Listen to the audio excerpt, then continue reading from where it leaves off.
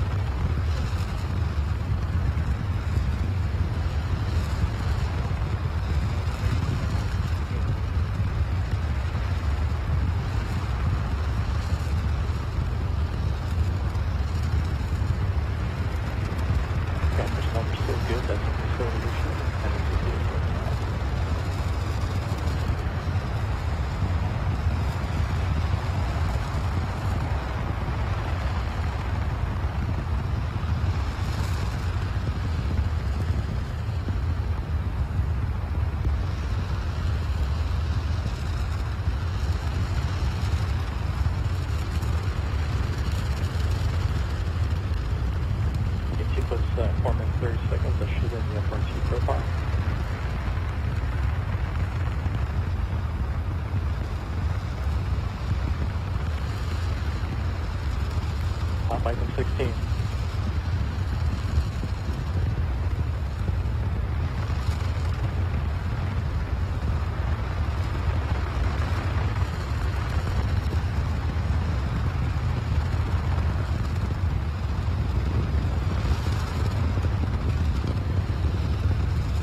What's 5 minutes?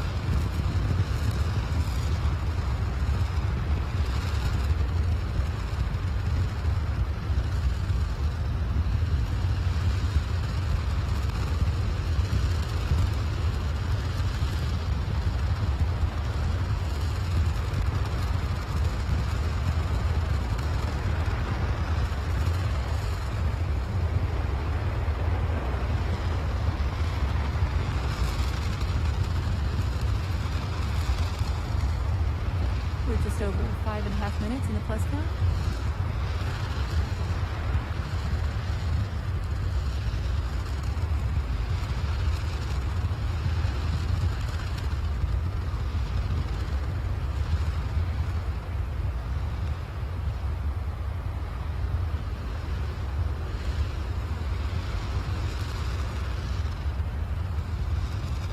About 6 minutes.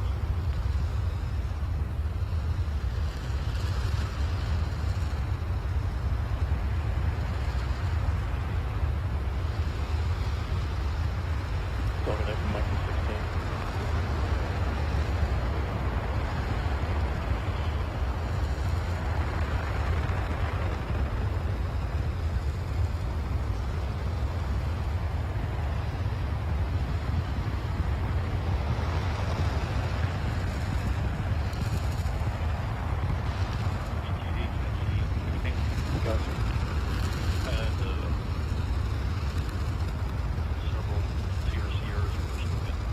Yeah, I'm not seeing any TCC violations, so I got the really good.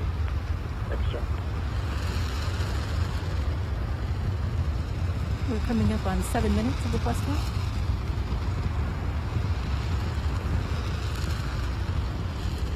G plus 7 minutes.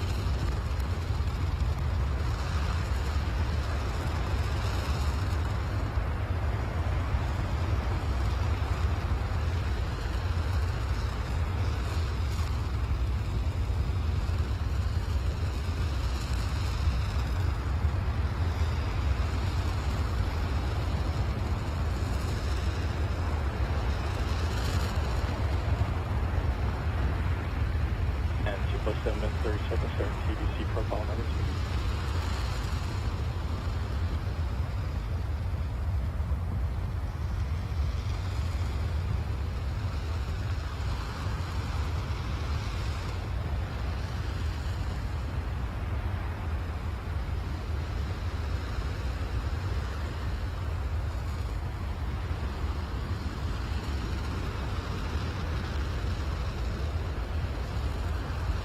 G plus 8 minutes.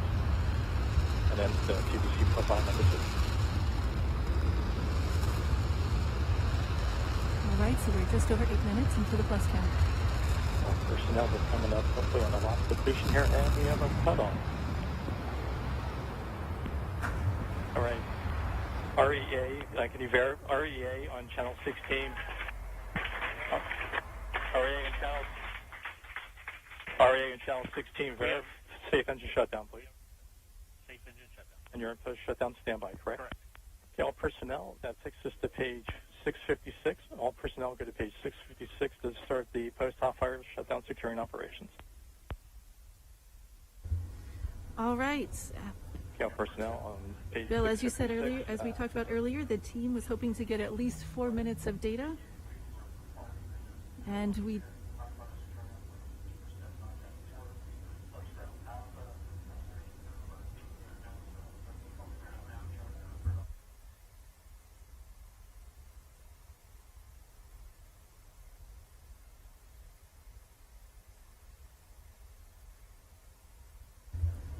All right, they are proceeding with their shutdown procedures now. As we said earlier, the team was hoping to get at least 4 minutes of data, and they did get more than 8 minutes, excuse me. So they should have gotten what they need.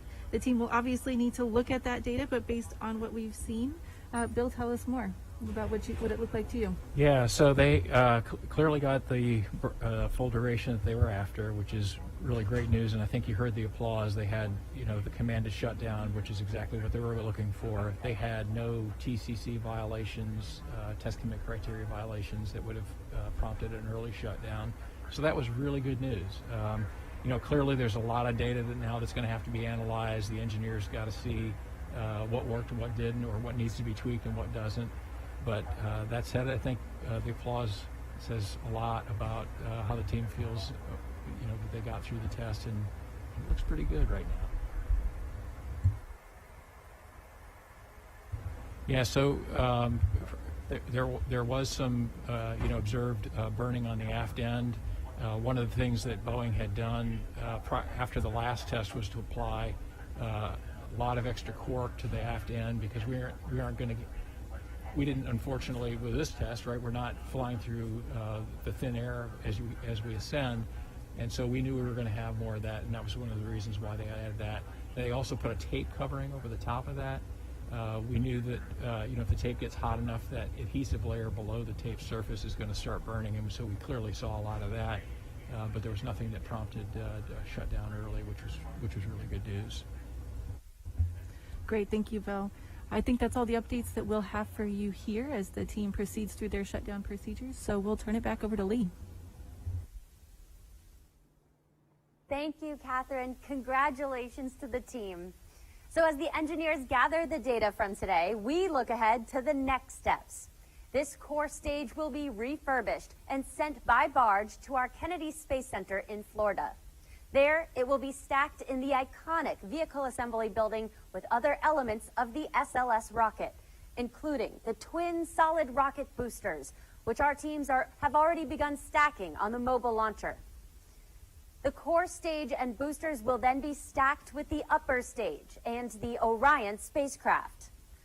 All of this work putting us on track to roll out to Launch Pad 39B for a liftoff later this year on Artemis 1. We've got several other firsts on the horizon. This year, the first of our commercial lunar payload services, or CLPS missions, begin with 2 companies delivering instruments to the lunar surface. The golf cart-sized Viper rover will search for water at the moon's south pole. And a small CubeSat called Capstone will head to the moon, scouting the orbit to be used on later human missions. Meanwhile, the hardware for the next 2 Artemis missions, which will carry astronauts to the moon, is coming together. The Orion spacecraft for Artemis 2 is down at Kennedy undergoing assembly, and the spacecraft for Artemis 3, as well as the rockets for Artemis 2 and 3, are also being manufactured right now at Michoud. So that wraps it up for us here today. After a major milestone on America's return of astronauts to the lunar surface, a successful test of the core stage of the Space Launch System rocket. Up next, we'll be replaying the test, and we will have a post-test briefing in about 2 hours here on NASA television.